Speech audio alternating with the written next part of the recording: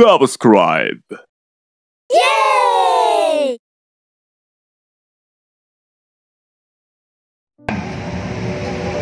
Selamat malam, Mas Kenzi.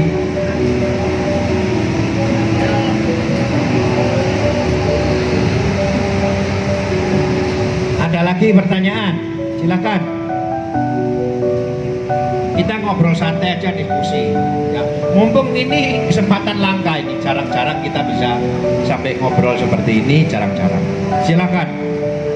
Ada pertanyaan apa seputar bonsai juga boleh. Silakan ditanyakan.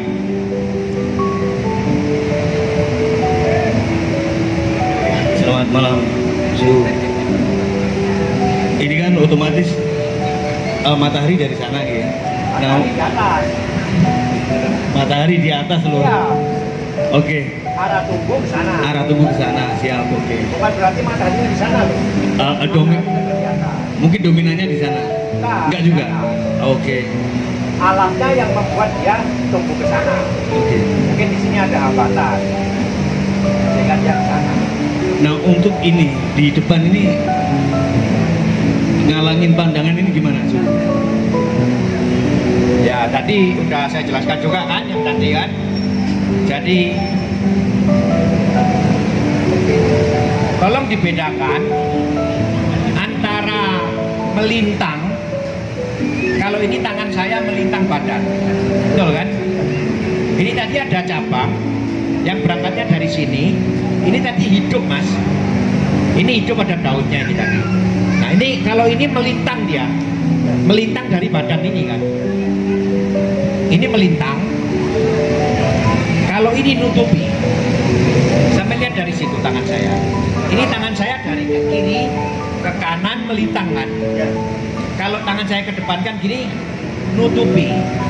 Kondisi yang kurang enak itu yang melintang. Kalau untuk bonsai, ya ini apa ini namanya batangnya bonsai, batangnya pohon ada pertumbuhan cabang yang melintang, kurang enak. Makanya ini solusinya tadi kita kupas, dijadikan keringat, sehingga sudah tidak ada kehidupan yang melintang kehidupan. Ya. Nah di sini tadi ada pertumbuhan, ini cabangnya tadi ke sini, saya arahkan ke sana. Karena ini ada jarak, ini hanya nutupi. Kalau nutupi tidak ada masalah. Iya, biar seksi kan. Kalau dibuka biak kan kurang enak. Kalau sedikit sama-sama ditutup kan lebih greget. Tadi ada solusinya ini tadi, permasalahan ini udah kita bahas. Ada lagi nggak tanyaan?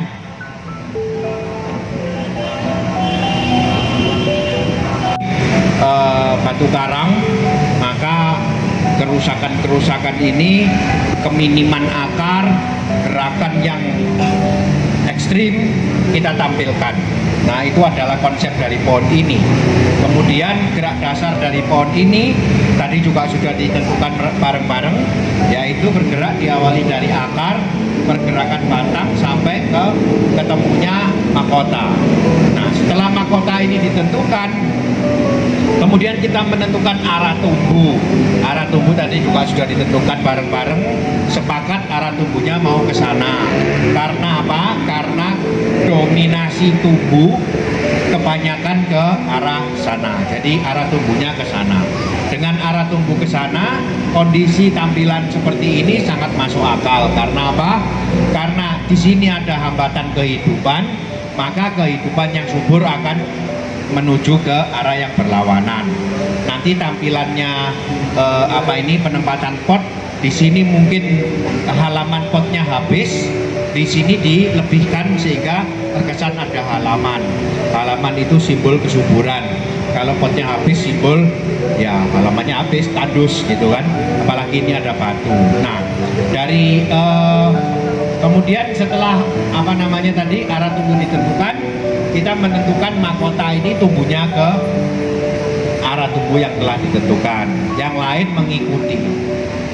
Seperti tadi ada permasalahan, yaitu ada salah satu cabang yang melintang, kita kasih solusi dengan mengupas. Ya, ini adalah solusinya, kita kupas nanti. Jadi ini hanya kayu kering yang menyilang, tidak masalah. Tetapi kalau kehidupan yang menyilang, kesannya kok kurang enak. Solusinya tadi selain ini dikeringkan, yang kehidupan di dekatnya kita buat susunan lagi tajuk yang mengarah ke arah yang sesuai.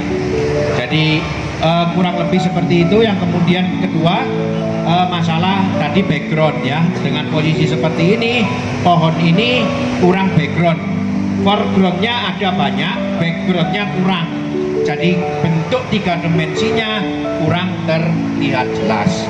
Dengan adanya nanti di sini pertumbuhan yang kita besarkan dulu, pertumbuhan background ataupun isian background, kita bisa melihat kedalaman. Ini pun juga sangat banyak, ada 3 titik tumbuh yang nanti kita bisa manfaatkan juga sebagai background. Jadi pohonnya kelihatan unggul, ada middle ground, ada foreground, ada background. Jadi pohonnya utuh kelihatannya. Nah, itu tadi apa ini demo saya di dalam membuat bahan bonsai tadi. Sampai sekarang ini wujudnya adalah menjadi kerangka bonsai. Kerangka yang dimaksud, kita sudah punya konsep, kita sudah tahu mahkota utama akan di sini, mahkota kedua di sini, mahkota ketiganya di sini, dan seterusnya. Yang ini bentuknya isian-isian dan lain-lain. Nah, selanjutnya tinggal nanti diperbesar lagi, dipecah-pecah lagi rantingnya dan lain-lain untuk menuju ke kematangan. Seperti itu. Nah, ya, saya pikir apa yang saya lakukan terhadap pohon ini sudah cukup. Silakan kalau ada yang ingin ditanyakan dari proses awal tadi menentukan muka bonsainya, gerak dasarnya, konsepnya, sampai sekarang saya sudah mempraktekkan bagaimana membentuk kerangka-kerangka bonsainya, baik itu kerangka badan dan kerangka cabang dan kerangka tajuk-tajuknya sekarang sudah terlihat. Ada pertanyaan silakan.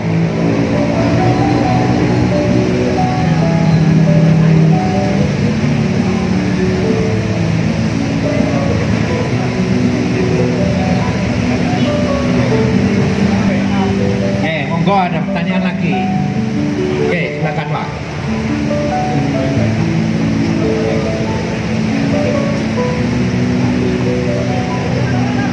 Assalamualaikum warahmatullahi wabarakatuh. Selamat malam Pak Budi Julianto ya. Saya kepingin tanya, dengan apa yang sudah konsep terapkan di pohon ini dengan drama alam, keringan dan sebagainya, yang saya ingin tanyakan adalah nanti untuk pendaunannya, untuk bonsai yang dengan drama alam yang semacam ini, kita bikin lebat atau ringan-ringan saja? Itu aja pertanyaan dari saya. Terima kasih. Assalamualaikum warahmatullahi wabarakatuh.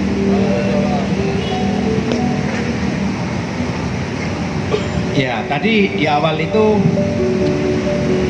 sudah ada penjelasan dasar-dasar pembuatan bonsai ini. Jadi kita ini sedang membuat miniatur pohon tua yang hidup di alam tropis.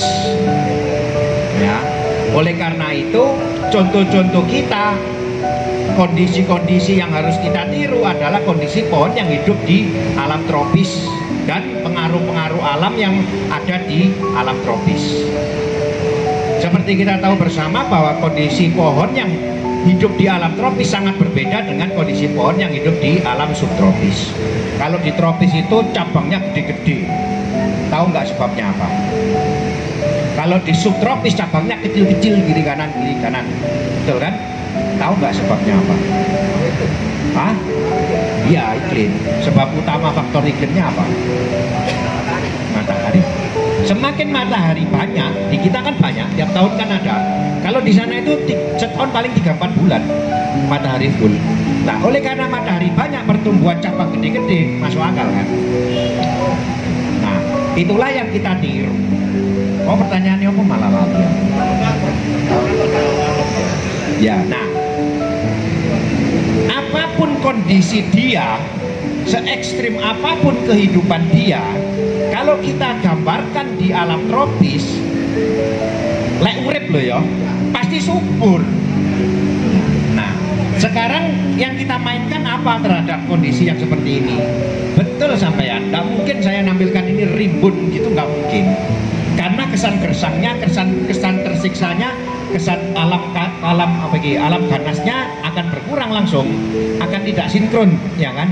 Sehingga tadi aja kita memilih mukanya yang sini karena dia hidup di batu. Justru saya pilih yang ada keringannya. Saya nggak milih yang di sini, Mas. Ini utuh toh. Nah, dengan kondisi dia kesengsaraan seperti ini, kemudian naiknya utuh kan tidak masuk akal juga. Sama nanti kondisi daun juga kita tidak membuat dia daunnya yang apa ya? Lebat ya. Rimbun, ya kan? Saya membuatnya jarang-jarang. Dengan apa? Dengan cara menata percabangan dari awal ini sudah ada keterbukaan ruang. Sehingga nanti saya cuma pakai daun di sini, saya cepluk. Pohon akan terkesan ringan. Dari kesan ringan itulah kesengsaraan akan tersirat. Iya toh? Nah, seperti itu kurang lebih. Jadi sinkronisasi antara konsep awal bahwa pohon ini pohon sengsara, pohon survivor, pohon yang berhasil bertahan di keganasan alam, itu tergambar juga mulai dari bawah sini sampai nanti ke, cuman bukan berarti pohon ini ditampilkan gersang, beda ya. Bukan berarti pohon ini ditampilkan tidak sehat, beda kan? Ditampilkan sehat sekali karena matahari kita banyak, subur, tetapi dengan volume yang sedikit. Seperti itu, Mas. Ada lagi pertanyaan? Silakan.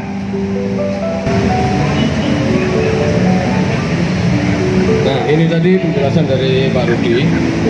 Diharapkan kreator-kreator ini lebih jeli dan mencermati dalam bentuk pertanyaan saja.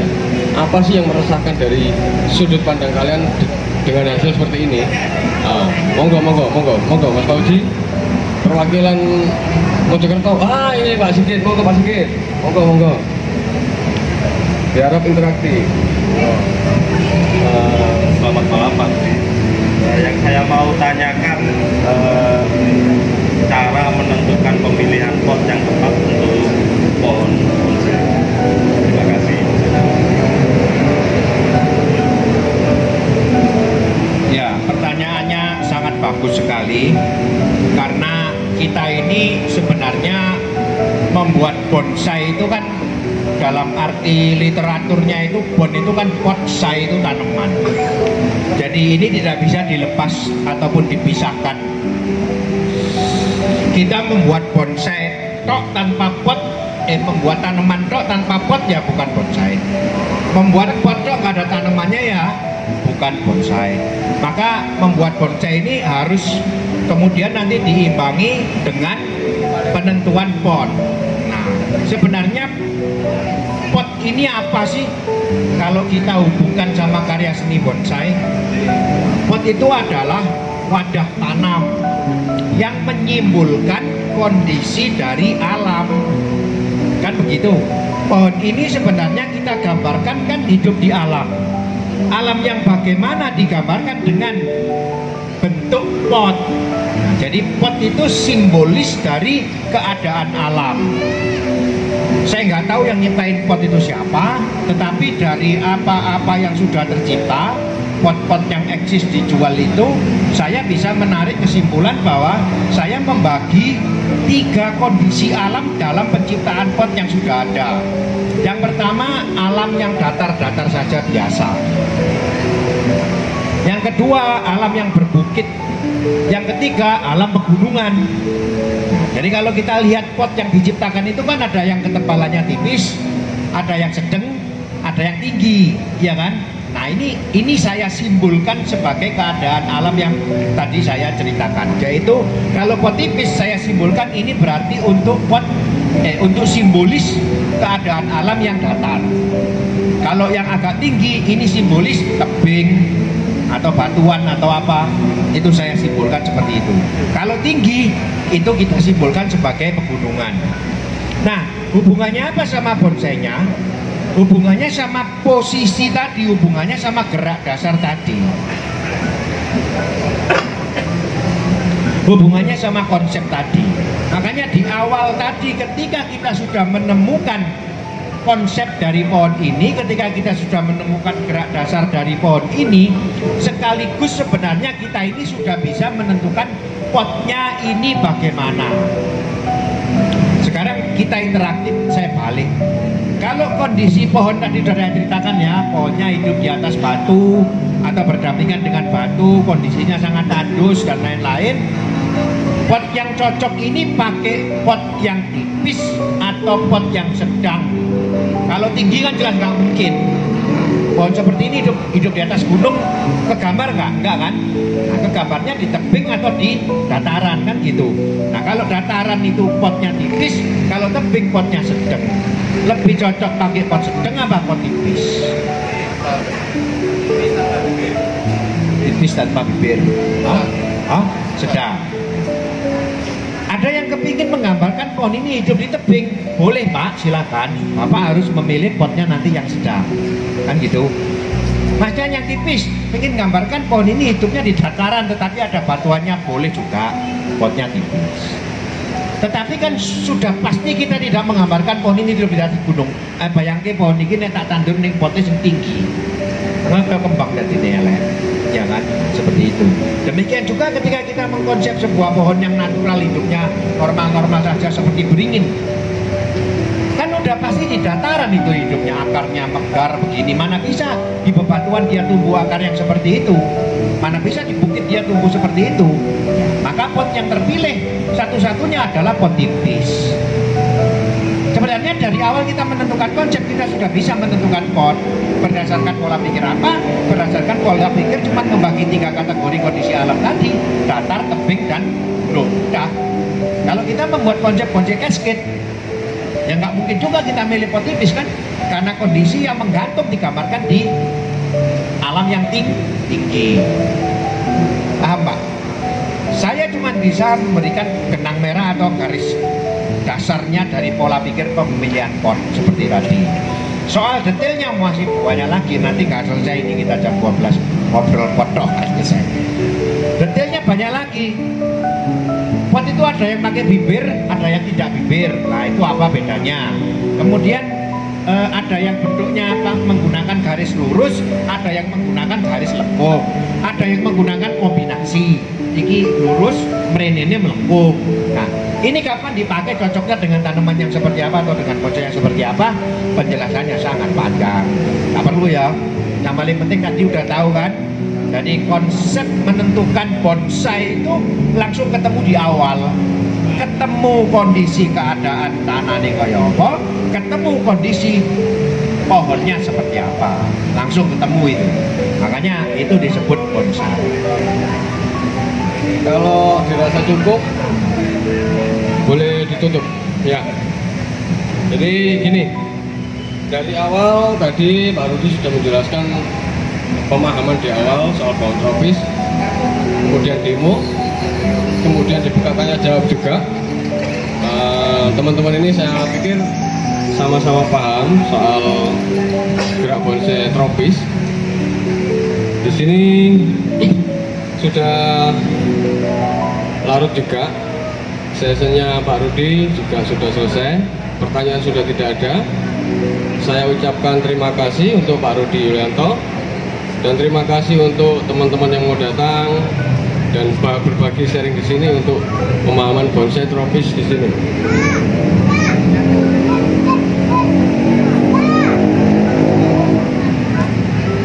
Nah, saya tutup. Terima kasih. Salam sehat. Wassalamualaikum warahmatullahi wabarakatuh. Untuk teman-teman yang berkenan masuk untuk mengapresiasi karya-karya dari kolaborasi bonsai di gedung sebelah, ruang sebelah ini, monggo silakan.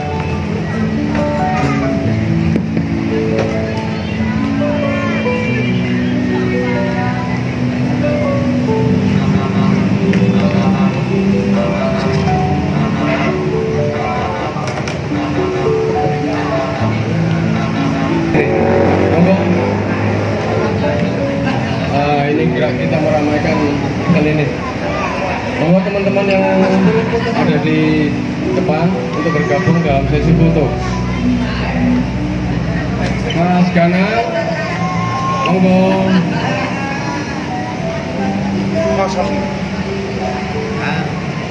Agak sana. Maaf. Sesi foto. Monggo, silakan mengupload.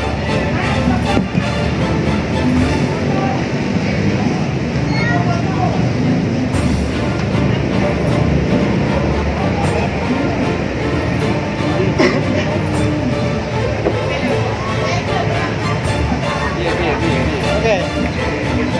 Betul sih. Kemana? Ini bisa tambah satu. Oh, tambah satu. Tunggu.